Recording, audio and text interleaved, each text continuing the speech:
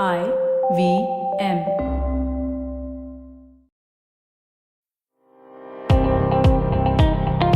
Welcome to All Things Policy, a daily podcast supported by Pragati, a flagship media initiative of the Takshashila Institution. We're a bunch of policy nerds based in Bengaluru, and we like to bring a fresh perspective to Indian affairs and an Indian perspective to global affairs. So grab a cup of coffee, sit back, and join us for today's chat. Hello and welcome to another episode of All Things Policy by the Takshashila Institution. I'm delighted to be speaking to Dr Sreeradha Datta, who is a professor at the Jindal School of International Affairs, O.P Jindal Global University. Prior to joining Jindal, she was a senior fellow and headed the Neighborhood Studies Center of the Vivekanand International Foundation. She's also a non-resident senior fellow with Institute of South Asian Studies, National University of Singapore. Prior to this, she was a director at the Maulana Abdul Kalam Azad Institute of Asian Studies in Kolkata for 6 years and held fellowships with the Institution for Defense Studies and Analysis, among other institutions. Dr. Sreeradha, it's a delight to have you with us. Thank you, Carl. Always a pleasure to speak with you. Yeah, thanks. Really great to be connecting with you after so many years. So I was at Vivekanand International Foundation myself, doing an internship at the time when Dr. Sreeradha was at the institute. So great to be sort of speaking to you after so long. So actually the topic for today's conversation that we'll be having with her would be on the upcoming elections in Bangladesh and why this is probably one of the most crucial elections in the country's history. And so she's going to shed some light on how India needs to be sort of looking at the elections as well. But Dr. Sreeradha, if I can get started by asking you on the historical legacy of the liberation war, right? Because that still seems to be integral part of how Bangladeshis think, both politically and in other spheres of life. So how do you think the historical legacy has continued to play a role in in what Bangladesh has become in today's landscape? Yes, just as you said, even today after 52 years, Bangladesh is still very, very, embroiled with this liberation war. I mean, we all know that in 1970, when the general elections were held, Awami League and Mujibur Rahman, who won the maximum number of seats, wasn't given his rightful position. And while there were plenty of differences between the East Wing and the West Wing, but that was really the crux when things took a different turn completely, when he wasn't given his legitimate role, which he should have as the head of the state at that point of time. And of course, Liberation War happened. And of course, it was a very joyous moment. As you know, East Pakistan had severe cultural differences. And it was on basis of that, the language movement and the other political differences, that finally Bangladesh was born. The first few years, of course, for any new nation is tumultuous. And Mujibur Rahman similarly faced issues of governance and other developing infrastructure and things like that. But subsequently, I think the whole political landscape changed with the assassination of Mujibur Rahman. And that completely, the whole strive for democracy, freedom, justice was completely stalled with that particular unfortunate incident. Bangladesh had military leaders, subsequently coups, counter coups, and then we had Zia-ur Rahman, who took over, who was an army chief at that point of time. And then he also built a political party called Bangladesh Nationalist Political Party, which is one of the main political parties that continues to exist in Bangladesh. Zia-ur Rahman was also assassinated, again, series of political, instability, till Ershad took over, who was then instituted his Jatiyo Party. It was only 1990 when all the political parties, which included BNP, which was then headed by Khalida Zia, who was Zia-ur Rahman's wife, and Sheikh Hasina, who was Mujibur Rahman's daughter, and the entire civil society came together out on the roads. And it was finally in 1990 that Jatiyo Party leader Ershad, who was the president of Bangladesh, stepped down. And then, of course, 1991, Bangladesh saw a return of multi-party democracy. elections were held and BNP came to power and for a period of 5 years, which is their Jatiya Sangsad. But given the deep cleavages, which is actually born out again of the liberation struggle, even today they have, severe differences. As I said, despite the passage of 55 decades, the political parties have not been able to overcome that.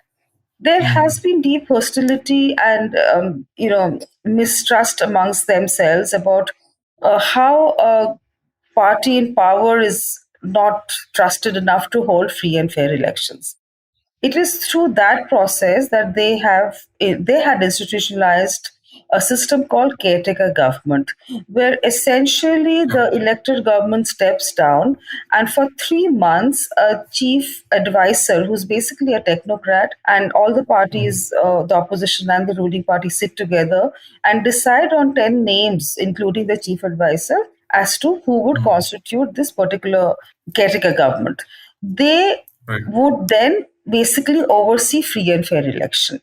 So there was a point of time that BNP wanted it and Awami League was hesitant. There was a point of time when Awami League was certainly rooting for it and BNP was hesitant.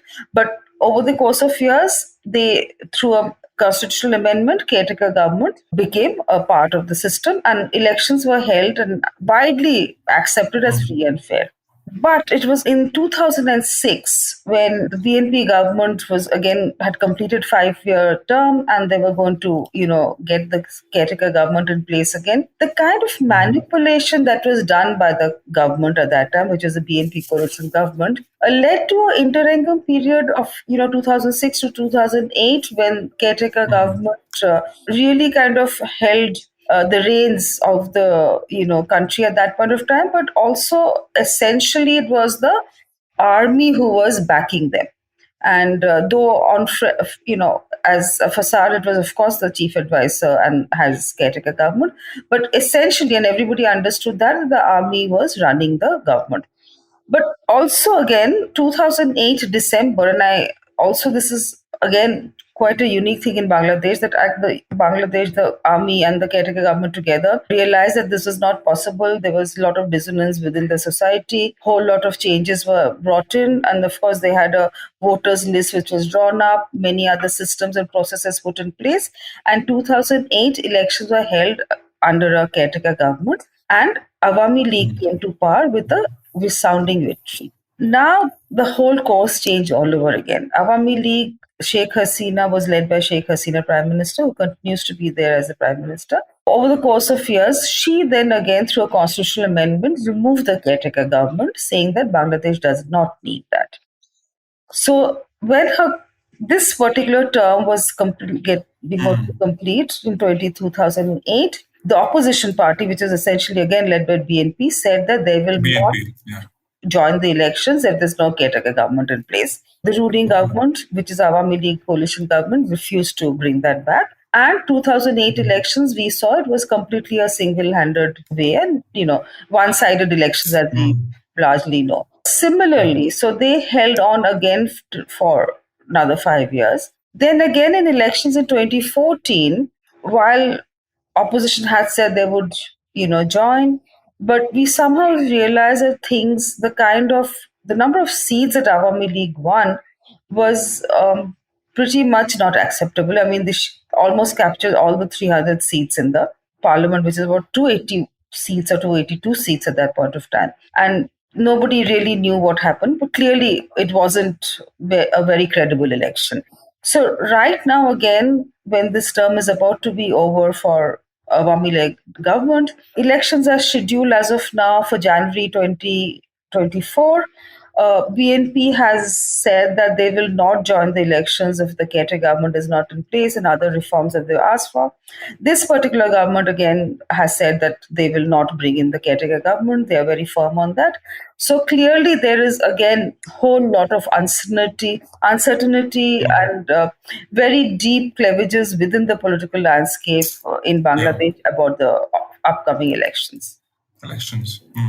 No, that's again, Dr. Sreeradha is probably the most knowledgeable, I would say, person in this field. So I would strongly urge you to read her articles. There's one that she's published with the Telegraph India, which I strongly recommend.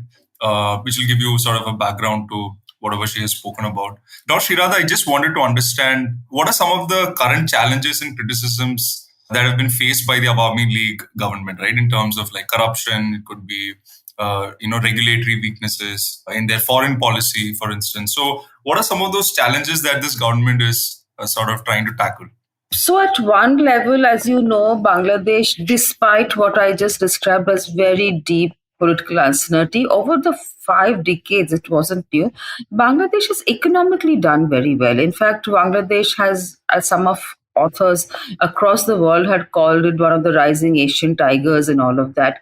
But as of now, just now while we speak, there seems to be a huge dip in their economic strength. There's some, they've also received an IMF bailout, which they say was in anticipation of any trouble they might had on forex and other issues. But while Bangladesh over the last almost 15 years and under this particular government has seen tremendous improvement in infrastructure and several other domains, we've also seen, because it's also a political, a government which has had absolutely virtually no opposition. There has been and many criticism about how the government has been run. We often talk about how the lack of separation of powers, which was in fact, as I said, ironically in 2008, military government under the caretaker government, alongside the caretaker government, actually tried to institutionalize these organizational independent institutions, which unfortunately, right now, many in fact describe Bangladesh as a hybrid democracy. And it's clearly seen that this political government is kind of, brooking no other ideas and thoughts other than what it wants to put in place. And this leader has also held powers very strongly. There's almost many, if you read any of the recent literature on Bangladesh, you will see how she has been labeled as an authoritarian leader by many, political scientists and columnists and commentators. So, and there has been a huge introduction of, the Digital Security Act and several others. That's not the only one, which has essentially curbed any other view which is not seen as the government view. Also, as I said, the election hasn't been held free and fair. And there is naturally, and Bangladesh, in fact, ever since 1991, we have seen that both the political parties, largely it's been Awami coalition, BNP coalition. Jatiya has some, in its own constituency, a certain amount of appeal, which has always brought them some seats. But essentially about 40 to 42% each political party gathers. And of course, there is in between a bit of independent thoughts. So at this point of time, there's huge criticism about the way the government is being run. The corruption is huge. And despite the fact that Bangladesh at one point of time was doing so well, there are, of course, reasons. Pandemic has affected every economy in South Asia and across the world and so on. But surprisingly, Bangladesh at that point of time didn't do so badly. The Ukraine-Russian crisis has hit its exports because, as you know, Bangladesh is a very export-oriented country. Ready-made garment industry is one of its main, how it kind of it maintains its huge, as I said, this GDP and its economic growth rate, which of course has seen a hit. But that apart from these two main problems within the economy, there has been huge mismanagement, fiscal mismanagement, misgovernance, corruptions, and it's all been very well documented. So it's not something that one is not aware of. So, and that there remains at this point of time, as I wrote in my Telegraph article, I've just been back from a quick visit to Bangladesh. There was some serious differences about how and resonance about this particular government at this point of time just now. Stay tuned to All Things Policy. We'll be right back after a short commercial break.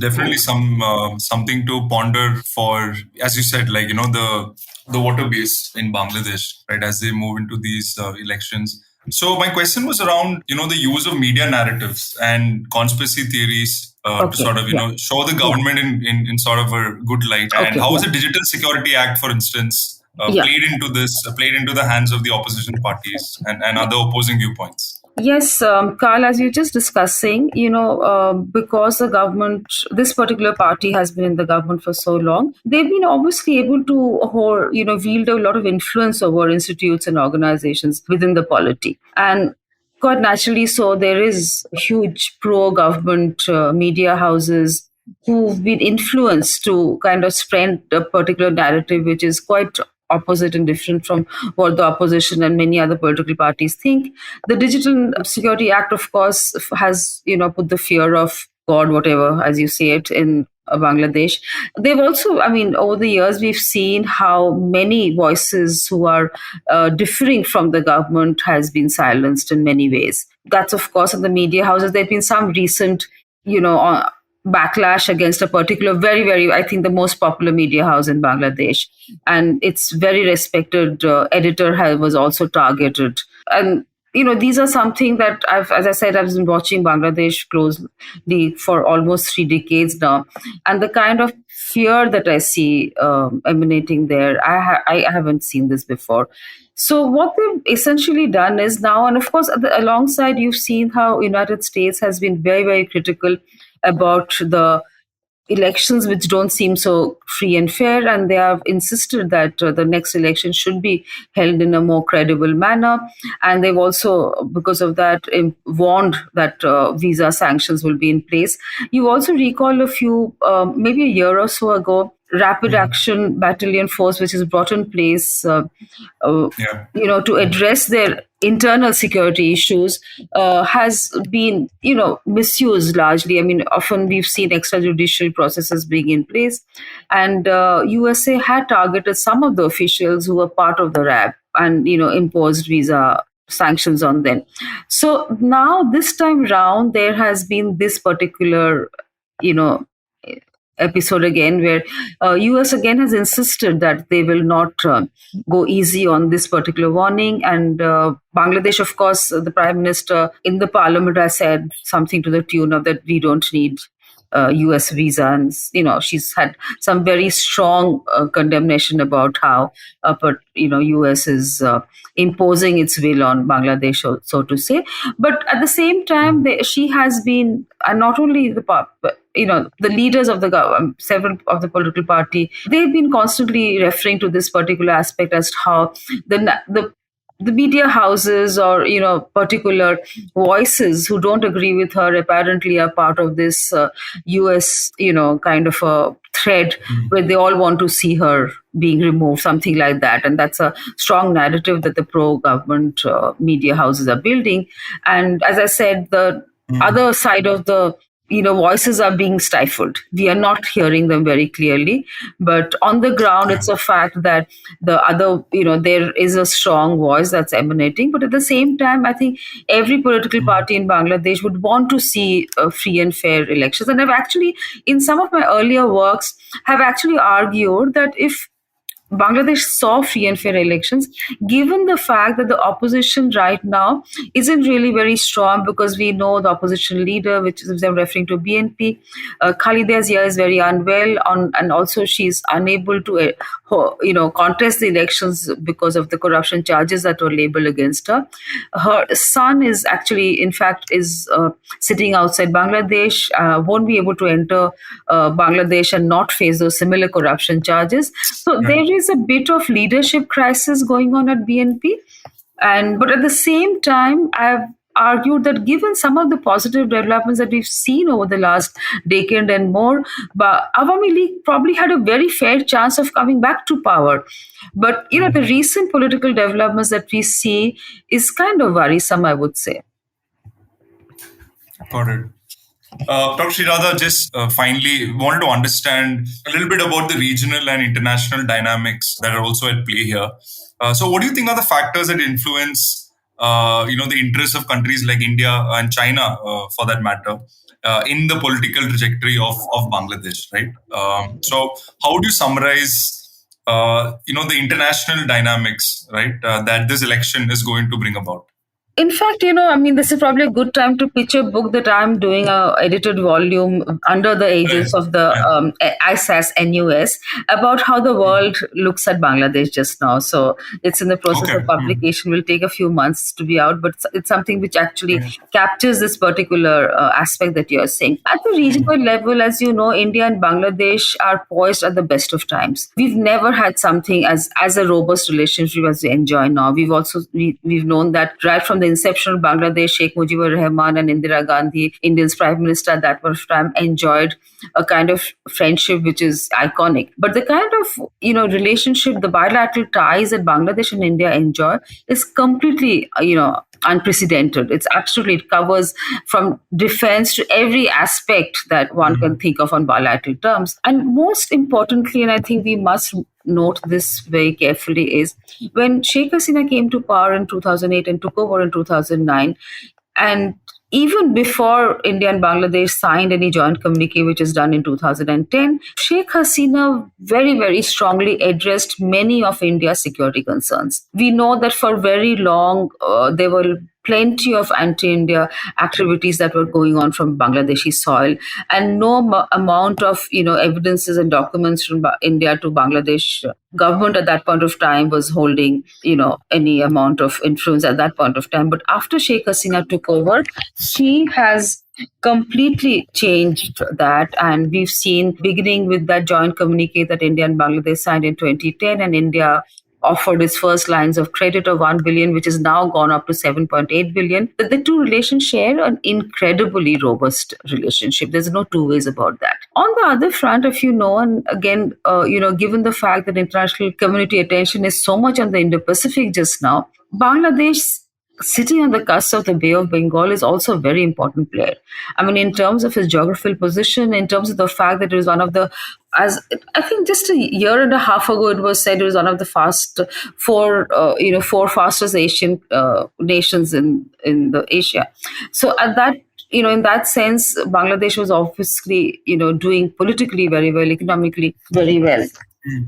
But unfortunately, as I said, a lot of countries have reached out to Bangladesh in the last few years. Bangladesh has established very strong bilateral ties both in the region. In fact, even when Sri Lanka was going through an economic crisis, Bangladesh, one of the few nations in South Asia who were able to, support them in some way or the other. So obviously, there is a different Bangladesh that is emerging. We've seen very strong relationship with European nations, with USA, and of course Middle Eastern countries, including Singapore and Southeast Asia and other countries. So Bangladesh has certainly become a very much active partner in South Asia at this point of time. But I mean, it's also a fact that India is very comfortable working with this particular government because, as I said, this government understands many of India's outstanding concerns and has been able to address it very robustly, which no other government of Bangladesh had earlier done.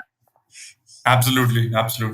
Dr. Sreeradha, I don't know many people who can fit in an entire political history of Bangladesh in a matter of 20 minutes. But thank you so much. It's been a pleasure talking to you. And looking forward to your book, especially since it tackles international dimensions of what happens in Bangladesh. So thank you so much for joining us. It was a pleasure. Thank you, Carl, so much. Always a pleasure. Thank you. If you liked our show, don't forget to check out other interesting podcasts on the IVM network. You can tune into them on the IVM Podcast app, ivmpodcast.com, or wherever you listen to your podcasts. You can also follow IVM on social media. The handle is @IVM Podcasts on Twitter, Facebook, and Instagram. And hey, if you'd like to dive into Takshashila's research on technology, strategy, and economic affairs, check us out at our Twitter handle @Takshashila INST or our website takshashila.org.in.